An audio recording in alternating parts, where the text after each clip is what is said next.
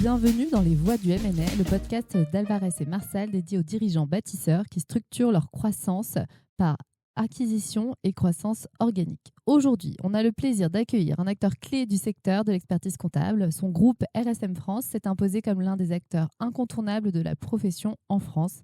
Dans cette conversation, on parlera vision, intégration, valorisation et culture d'entreprise. Et maintenant, place à notre invité. Bonjour Stéphane, comment vas-tu ? Très bien, bonjour. On est ravis de t'avoir aujourd'hui. Alors, pour commencer, est-ce que tu pourrais présenter brièvement ton parcours et le groupe RSM ?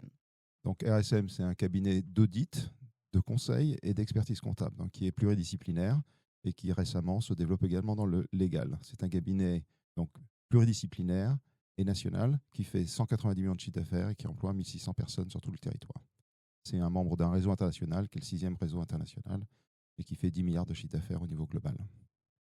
D'accord. Et pour revenir sur ton parcours à toi, alors, tu as commencé comment ? J'ai commencé petit et j'ai commencé par les États-Unis. J'ai une carrière plutôt française, mais aussi américaine, puisque j'ai passé plus de 3 ans sur 2 séjours aux États-Unis. J'ai travaillé dans un big et ensuite j'ai créé un cabinet qui a été un des cabinets fondateurs de RSM en 2012. D'accord, super.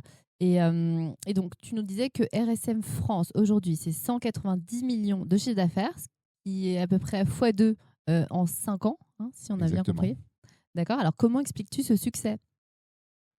Alors, cette croissance est d'abord une croissance organique. C'est une croissance qui est liée à la détermination des différentes composantes de RSM régional, de RSM, de mettre de la croissance et de développer les savoirs, de développer les compétences et de mettre en synergie les silos qui existaient précédemment. Donc, ça montre qu'un mariage territorial, mettre en harmonie différents métiers, différentes composantes, permet de créer une dynamique. Et c'est le fait de faire en sorte que les associés soient tournés vers de la croissance et pas de la digestion d'acquisition. D'accord. Donc, quand on t'entend, on comprend que votre métier, il a quand même beaucoup grandi grâce à la croissance organique, mais tout de même, vous faites quelques acquisitions et nous, on s'y intéresse donc aujourd'hui dans ce podcast. Est-ce que tu pourrais nous en dire plus sur votre stratégie M&A ? Alors, les acquisitions, c'est essentiel.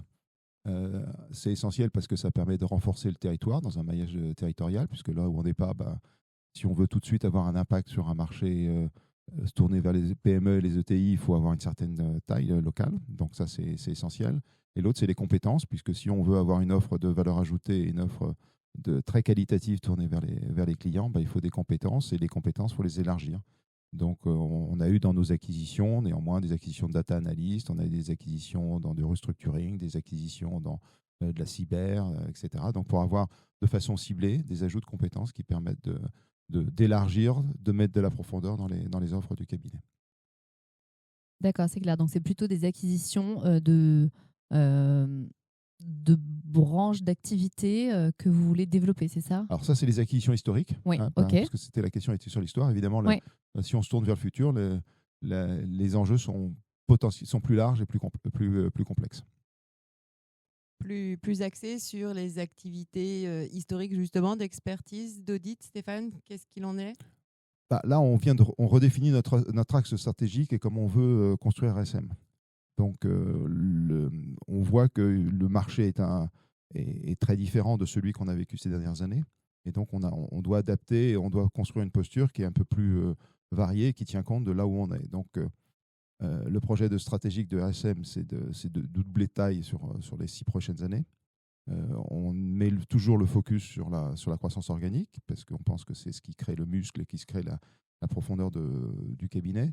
Néanmoins, on veut être plus dynamique sur les croissances externes. Et quand je dis croissance externe, c'est à la fois des acquisitions ciblées, mais aussi beaucoup de rapprochements. Parce que je crois que dans un marché qui est en très forte ébullition dans notre métier comme il l'est actuellement, les acquisitions vont se faire de façon pas forcément qualitative, mais dans une volonté très boulimique, et dans certains cas vont dénaturer un petit peu la nature du métier. Et donc je pense qu'en termes de rapprochement, on peut construire un projet de valeur très intéressant pour les gens avec lesquels on pourrait se rapprocher. Alors justement, les clés de succès de l'intégration, de ton regard, quelles sont-elles? On comprend que l'intégration est un facteur de développement, mais on sait aussi tous que l'intégration n'est pas toujours couronée de succès, ou en tout cas, elle requiert un grand niveau d'attention. Quelles sont les clés de succès selon toi? Alors, tout dépend de la taille, mais globalement, d'abord pour moi, c'est un alignement d'hommes. On est dans des métiers où le facteur clé, c'est l'humain.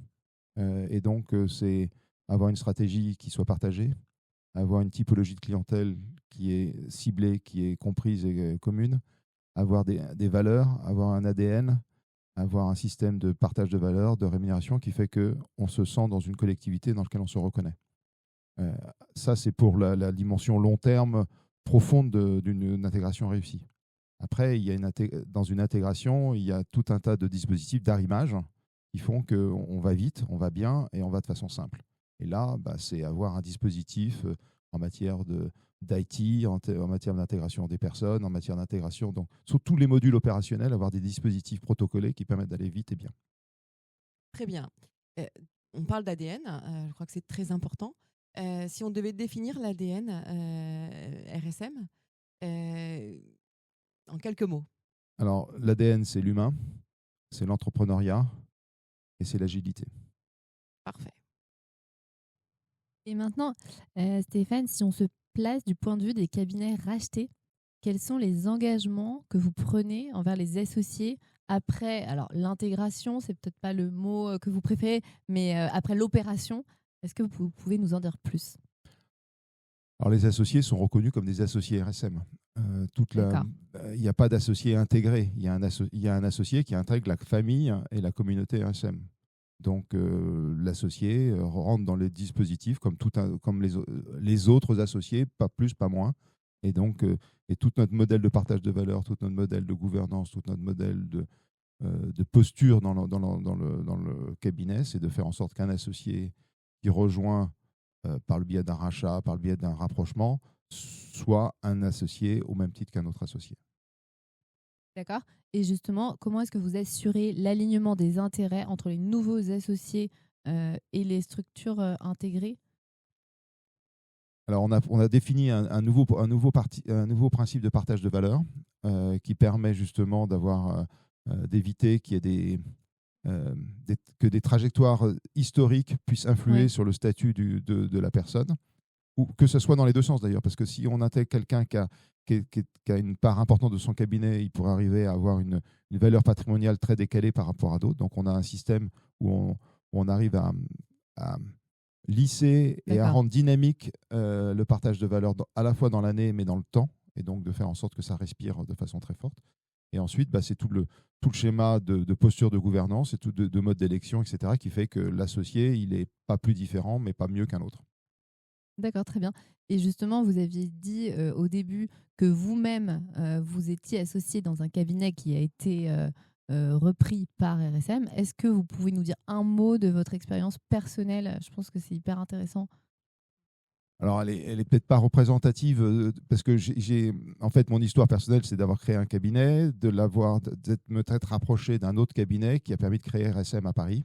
Donc, c'est deux cabinets fondateurs de RSM Paris qui ensuite ont participé à la création de RSM France. Et ensuite, j'ai pris la présidence il y a quelques mois maintenant, mais c'était d'autres avant moi. Donc, voilà. Et c'est une aventure collective. Je crois que ce qui est vraiment important, c'est que l'humain est au service du collectif et le collectif, évidemment, au service de l'individu, mais on ne peut réussir qu'ensemble. Je ne vais pas vous faire le coup du proverbe africain, mais... C'est clair. Très concrètement, Stéphane, quelle autonomie conserve, mais aussi de quel soutien on bénéficie lorsqu'on rejoint l'aventure RSM? Alors, en tant qu'associé ou en tant que structure? En tant que structure, l'associé appartenant à la structure. D'accord. Donc, alors déjà, on fait partie d'un ensemble. Donc, c'est un ensemble qui est organisé, c'est un ensemble qui a des fonctions support, c'est un ensemble qui a un dispositif commercial, c'est un ensemble qui a une marque, c'est un ensemble qui a un projet d'entreprise, c'est un ensemble qui a des valeurs. Donc, on bénéficie de tout ça. Donc, ça veut dire qu'on perd en tant qu'associé des éléments de liberté. puisqu'on va moins s'occuper des RH, on va moins s'occuper de l'IT, mais on va être plus focalisé sur la stratégie, plus focalisé sur le développement et l'exercice de son métier. Donc, on bénéficie d'une entreprise un peu plus structurée, sans être une entreprise étouffante. Puisque l'ADN de RSM, c'est de rester un cabinet entrepreneurial, donc laisser beaucoup de liberté à l'associé dans un cadre qui est assez large et dans une convenance qui est plutôt une convenance de principe, de faire en sorte que l'associé puisse exprimer ses talents pour exercer sa liberté d'entreprendre. Dans la trajectoire qui peut correspondre à sa position locale, par exemple. Ah, tout à fait. Alors, localement, c'est très, très vrai, puisque on ne peut pas décider de façon centrale sur le local. Et donc, RSM n'est pas un cabinet centralisé. Et je crois que c'est une des grandes particularités de RSM par rapport à nos compétiteurs, c'est qu'on a un cabinet très décentralisé. C'est un cabinet qui est né de la réunion de 5 régions fortes. Donc, on n'a pas créé une région centrale. On a 5 régions qui font historique et qui font l'ensemble RSM. Donc, on reste sur cet ADN d'un ensemble plutôt fédéral que central. Et comment est-ce qu'on parvient à préserver une culture d'entreprise commune dans cet ensemble, justement, avec des associés qui ont des histoires différentes, des équipes qui ont des histoires différentes? C'est un vrai challenge. Oui. L'alignement, c'est très difficile parce que l'alignement, c'est pas être le petit soldat qui suit de façon stupide une directive, mais il peut pas le suivre de façon indépendante totalement parce que sinon on perd de la cohérence. Donc c'est trouver cette alchimie compliquée, sensible, fragile entre guillemets du central, un point de décision qui permet d'aller vite et d'aller de façon claire, et en même temps beaucoup de respect du local et de la proximité qui permet d'avoir cette agilité et cette intelligence de situation. Donc c'est cette alchimie entre ces deux bornes qu'il faut en permanence faire du jugement, s'apprécier qu'on ne va pas dans un ou dans l'autre. Et ça, c'est beaucoup de dialogue, beaucoup d'investissement et beaucoup de confiance. Et donc, c'est cultiver cette confiance entre associés pour que on fait ce qu'on dit, on dit ce qu'on fait et on respecte l'engagement des uns et des autres. D'où j'imagine l'importance de la sélection dans le choix des équipes rapprochées. Alors, pour être très honnête, s'il y a des rapprochements, on ne choisit pas toujours les équipes, hein, parce que quand on rapproche une entreprise, dans l'entreprise, il y a un ensemble de personnes. Maintenant, je pense que la culture qu'on veut développer doit être très très forte, de manière à ce que les gens se reconnaissent dans cette structure, et celui qui aurait une attitude très différente, très personnelle, très mercenaire, très individuelle, s'exclut lui-même et quelque part ne se sent pas bien dans cette aventure. Donc, il faut être très. Donc, c'est un travail de tous les jours, et encore une fois, c'est très fragile. Merci.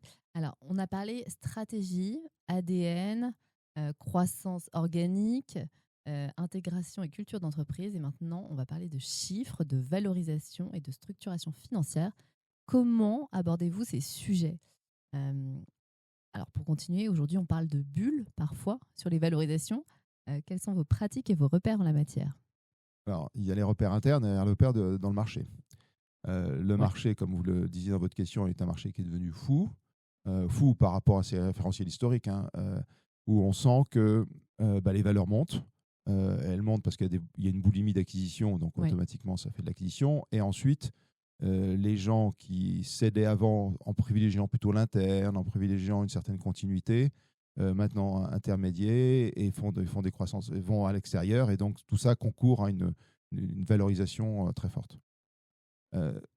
Au niveau de RSM, on est parti sur un schéma un peu inverse. Nous, on croit sur le long terme et on croit sur le fait que sur la continuité générationnelle des associés. Donc, on privilégie un système interne parce que ça fait partie de nos valeurs et nous, notre volonté, c'est de faire grandir. Notre slogan, c'est grandir ensemble. Donc, il est important qu'on soit dans cette dynamique-là. Et donc, on a une valeur d'entreprise qui est inférieure, qui n'est pas nulle. On est à la moitié du marché, en gros. Elle n'est pas nulle parce qu'inversement, on pense qu'il faut qu'il y ait une valeur patrimoniale parce qu'on veut rester des entrepreneurs. Ouais.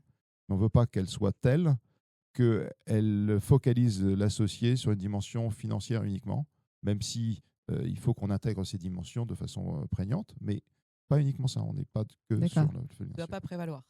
Et quand vous dites que vous avez une valeur d'entreprise qui est à peu près à la moitié de celle du marché, vous parlez de la valeur de RSM pour les associés, enfin, dans votre Oui, mode tout à de fait, calcul. oui. Ouais, Oui. c'est ça.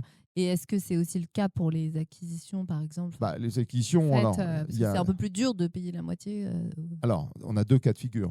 On a le cas où on achète. Ouais. Et là, évidemment, c'est pas facile d'acheter 2 fois moins cher que le marché. Après, comme on a une proposition de valeur qui est assez Tout à fait. dynamique, celui qui bénéficie d'une acquisition à 2 fois le prix a un retour sur capital ou quelque part Ouais. qui est moins fort que celui de l'associé qui a fait l'effort à l'entrée. On ne peut pas avoir les deux. Situation plus pérenne. Exactement. Et après, quand on fait des rapprochements, c'est là où on a des valeurs de rapprochement avec des personnes qui sont sur cette même dynamique. Oui. Comment on crée de la valeur ensemble plutôt que de créer de la valeur d'entrée. Voilà. C'est très clair. Enfin, Stéphane, si tu devais convaincre un cabinet de vous rejoindre en quelques mots, que dirais-tu? En fait, RSM, c'est la promesse de construire quelque chose pour les associés, de créer cette valeur pour les associés. C'est la promesse d'avoir un ensemble très entrepreneurial sur lequel on peut dessiner un futur dans lequel on se reconnaît et on se fait plaisir. C'est la promesse d'un cabinet sur lequel la valeur, elle est faite pour les associés et pour les collaborateurs. C'est la promesse d'un cabinet qui, je pense, a une vision long terme forte et pas une court terme de quelques-uns. Voilà. Effectivement, très différenciant. Merci beaucoup, Stéphane. On est convaincus que l'ADN d'RSM est différenciant ici. Ouais, une belle promesse. Voilà. Merci beaucoup. Merci à vous. À bientôt. Et on se retrouve très bientôt pour un nouvel épisode des Voix du MLM.